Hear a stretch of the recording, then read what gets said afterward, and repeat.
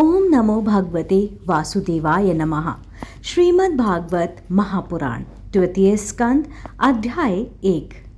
उद्धव और विदुर की भेंट।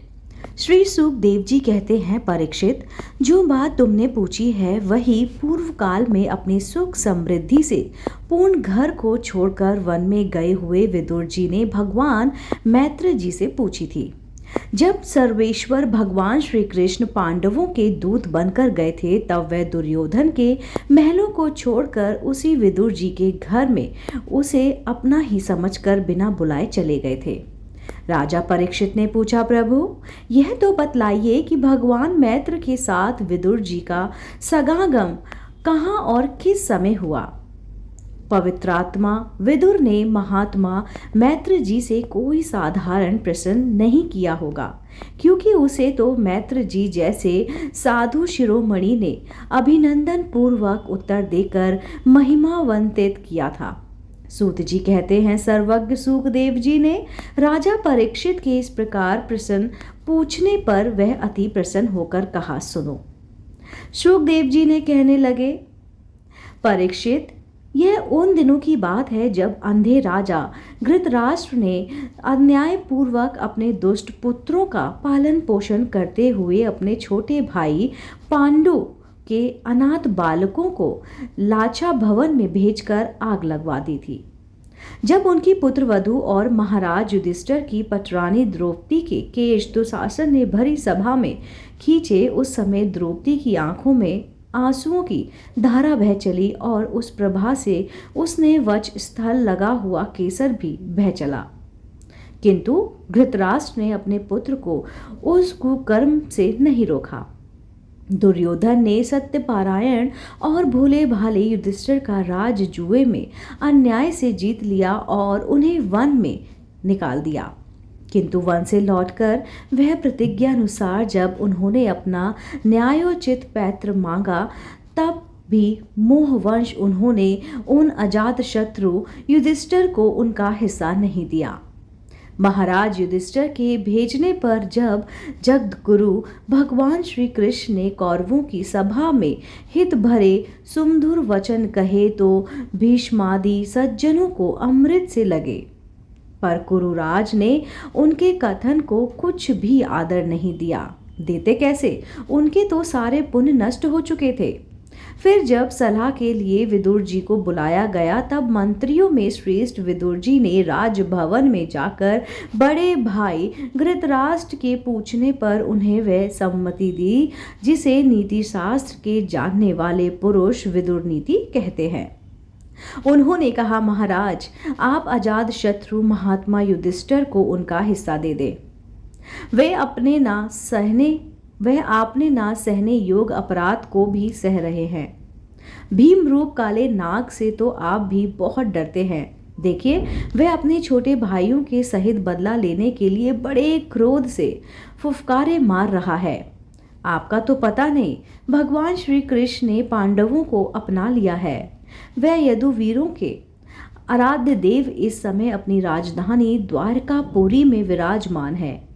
उन्होंने पृथ्वी के सभी बड़े बड़े राजाओं को अपने अधीन कर लिया है तथा ब्राह्मण और देवता भी उन्हीं के पक्ष में हैं, जिसे आप पुत्र मानकर पाल रहे हैं तथा जिनकी हाँ में हाँ मिला रहे हैं।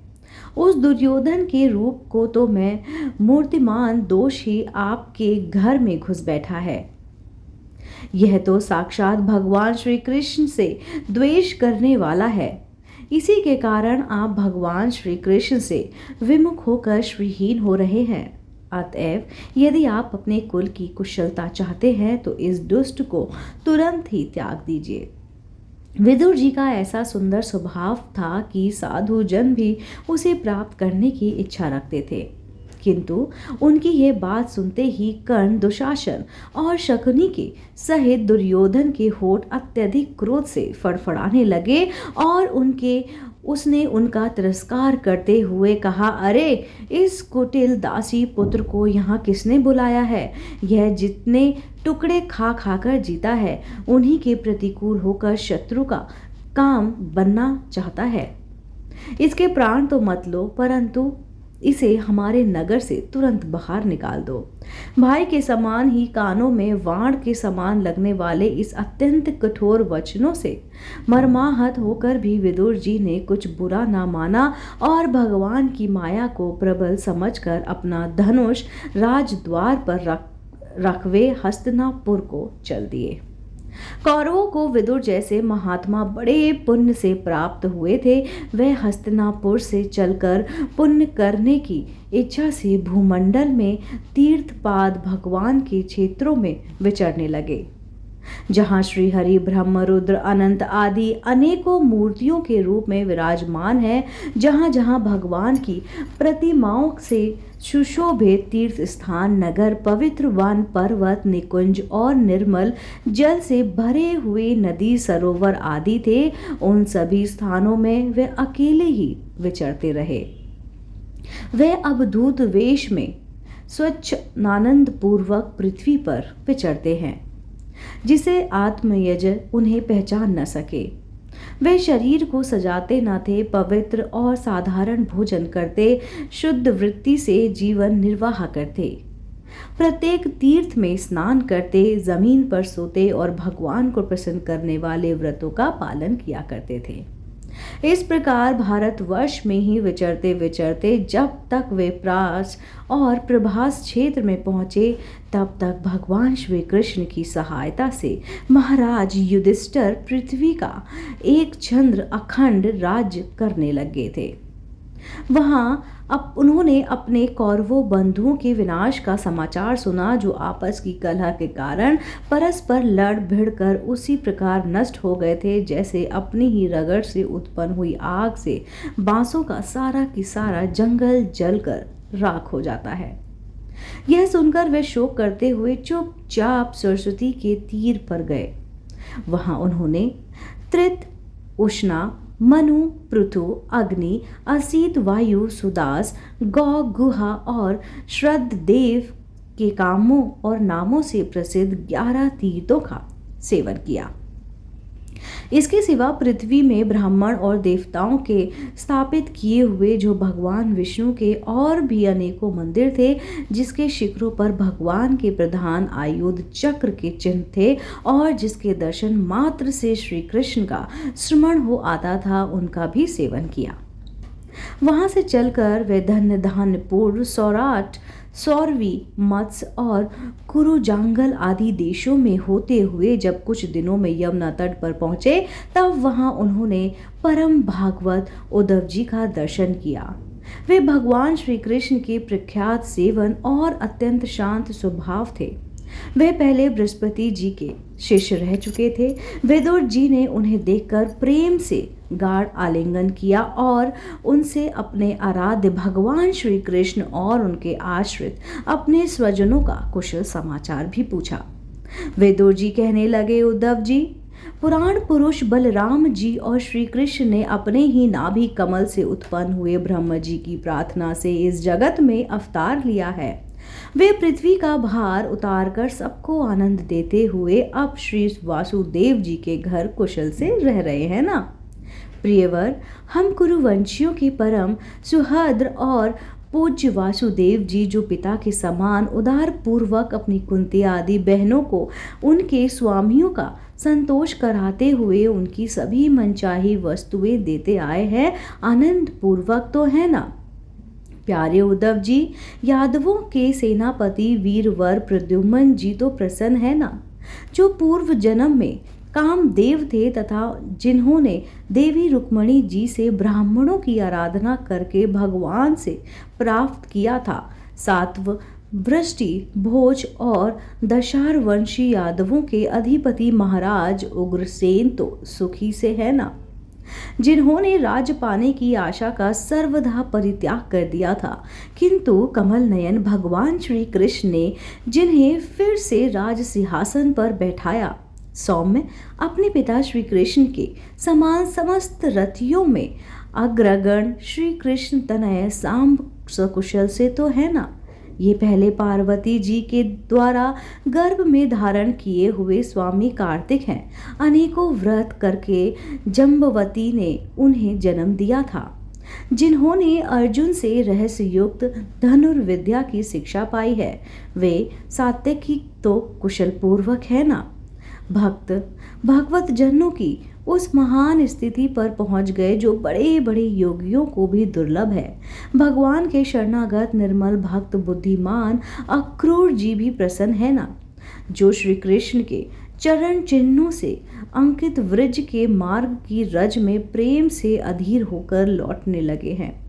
भोजवंशी देवक की पुत्री देवकी जी अच्छी तरह से है ना, जो देव माता अदिति के समान ही साक्षात विष्णु भगवान की माता है। जैसे जैसे वेद त्रयी यज्ञ विस्तार रूप अर्थ को अपने मंत्रों में धारण किए रहती हैं, उसी प्रकार उन्होंने भगवान श्री कृष्ण को अपने गर्भ में धारण किया था। आप भक्त जनों की कामनाएं पूर्ण करने वाले भगवान अनिरुद्ध जी सुखपूर्वक है ना, जिन्हें शास्त्र वेदों के आदि कारण और अंत करण चतुष्टय के चौथे अंश मन के अधिष्ठान बतलाते हैं। सौम्य स्वभाव उद्धव जी अपने हृदयेश्वर भगवान श्री कृष्ण का अनन्य भाव से अनुसरण करने वाले, जो हृदय सत्य भामानंदन चारु देश और गद आदि भगवान के पुत्र हैं, वे सब भी कुशल पूर्वक से तो है ना। महाराज युधिष्ठिर अर्जुन और श्री कृष्ण रूप दोनों भुजाओं की सहायता से धर्म मर्यादा का न्याय पूर्वक पालन करते हैं ना। मैं दानव की बनाई हुई सभा में इनके राज वैभव और दबदबे को देखकर दुर्योधन को बड़ा डहा हुआ। अपराधियों के प्रति अत्यंत सहिष्णु भीमसेन ने सर्प के समान दीर्घकालीन क्रोध को छोड़ दिया है क्या? जब वे गदा युक्त में तरह तरह के पैतरे बदलते थे, तब उनके पैरों की धमक से धरती डोलने लगती थी। जिसके वाण के जाल में छिपकर किरात वेशधारी अतएव किए की पहचान है ना, और आने पर भगवान शंकर प्रसन्न हो गए थे। वे रति और युद्धपतियों का सुयंस बढ़ाने वाले गांडीवधारी अर्जुन तो प्रसन्न है ना। अब तो उनके सभी शत्रु शांत हो चुके होंगे। पलक जिस प्रकार नेत्रों की रक्षा करते हैं, उसी प्रकार कुंती के पुत्र युधिष्ठिर आदि जिनकी सर्वदा संभाल रखते हैं, और कुंती ने ही जिनका लालन पालन किया है, वे मातृ के यमज पुत्र नकुल सहदेव कुशल से तो है ना, जिन्होंने युद्ध में शत्रु से अपना राज उसी प्रकार छीन लिया जैसे दो गरुण इंद्र के मुख से अमृत निकाल लाए थे। अहो बेचारी कुंती तो राजश्री श्रेष्ठ पांडु के वियोग में मृत प्राय सी होकर भी इन बालकों के लिए ही प्राण धारण किए हुए हैं। रथियों में श्रेष्ठ महाराज पांडु ऐसे अनुपम वीर थे कि उन्होंने केवल एक धनुष लेकर ही अकेले चारों दिशाओं को जीत लिया था। सौम्य स्वभाव उद्धव जी, मुझे तो अधपतन की ओर जाने वाले उन धृतराष्ट्र के लिए बार बार शोक होता है, जिन्होंने पांडु से ही द्रोह किया था और अपने पुत्र की हाँ में हाँ मिलाकर अपने हित चिंतन मुझको भी नगर में निकलवा दिया था। किंतु भाई, मुझे उनका कुछ भी खेद अथवा आश्चर्य नहीं है। जगदाता भगवान श्री कृष्ण ही मनुष्य की सी लीलाएं करके लोगों की मनोवृत्तियों को भ्रमित कर देते हैं। मैं तो उन्हीं की कृपा से उनकी महिमा को देखता हुआ दूसरों की दृष्टि से दूर रहकर सनातन विचार कर रहा हूँ।